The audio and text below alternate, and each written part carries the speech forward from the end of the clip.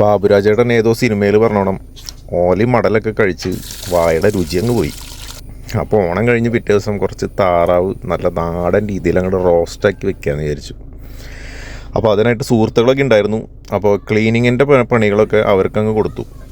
അപ്പോൾ നല്ല പോലെ കഴുകി വൃത്തിയാക്കിയ താറാവിലേക്ക് ഉപ്പും മഞ്ഞളും വിനാഗിരിയും ഒഴിച്ച് ഒരു അരമുക്കാൽ മണിക്കൂർ നല്ല പോലെ തിരുമ്മി മാറ്റി വെച്ചു.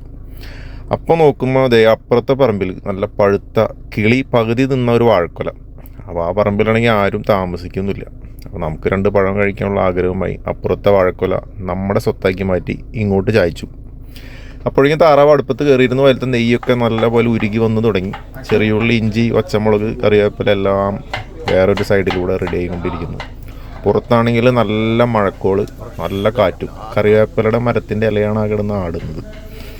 അപ്പോഴേക്കും പഴയ ഓർമ്മകൾ പൊടി തട്ട് എടുക്കാൻ ഒരാൾ തീരുമാനിച്ചു. ആ ഓരലൊക്കെ നിവർത്തി പൊടിയൊക്കെ തട്ടി റെഡിയാക്കി വെച്ചു. അപ്പോഴേക്കും താറാവ് ഏകദേശം വെന്തതിന് ശേഷം കുറച്ച് ഉരുളക്കിഴങ്ങ് ഇട്ട് കൊടുക്കാമെന്ന് വിചാരിച്ചു. ഓണം കഴിഞ്ഞ പിറ്റേ ദിവസമല്ലേ, ആളെണ്ണം കൂടുതലാണ്. അപ്പോൾ ഒരു 4 കിലോ താറാവ് ഉണ്ടായിരുന്നു.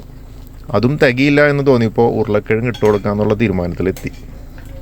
അതും ആ ഇറച്ചിയിലോട്ടിട്ട് ഉപ്പ് കുറച്ചും കൂടി കുരുമുളകും ഇട്ട് നല്ല പോലെ വീണ്ടും താറാവിൻ്റെ നെയ്യിൽ കിടന്ന് ഉരുളക്കിഴങ്ങ് വെന്തു.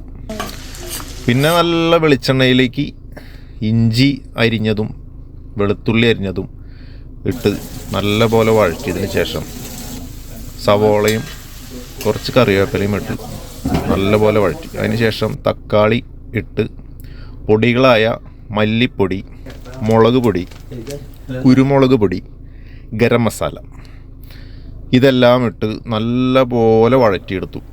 കുഴമ്പ് പരുവത്തിന് വഴണ്ട് കിട്ടണം. അതിനുശേഷം വെന്ത താറാവും ഉരുളക്കിഴങ്ങിലേക്ക് ഈ വഴറ്റി വെച്ചിരിക്കുന്ന മസാല അങ്ങോട്ട് തട്ടി നല്ല പോലെ ഇളക്കി കൊടുക്കുക. ഓണത്തിന് വരാൻ പറ്റാത്തൊരു സുഹൃത്തിന് വേണ്ടി കുറച്ച് പാക്ക് ചെയ്ത് അവൻ്റെ വീട്ടിലോട്ട് എത്തിച്ച് കൊടുക്കാമെന്ന് വിചാരിച്ചു. അതിനായി ഞങ്ങൾ കുറച്ച് താറാവ് പാക്ക് ചെയ്ത് മാറ്റിയും വെച്ചിരുന്നു. പിന്നെ ആ ചട്ടിയിലോട്ട് കുറച്ച് ചോറും ഒരിച്ചിരി താറാവും കുറച്ച് പച്ചമുളകും ഒരല്പം സാലഡും ഒക്കെ ഇട്ട് കറി ആവുന്നതിന് മുമ്പ് ഒന്ന് കഴിക്കാനുള്ള ആഗ്രഹത്തുമ്പോൾ എടുത്തതാണ്.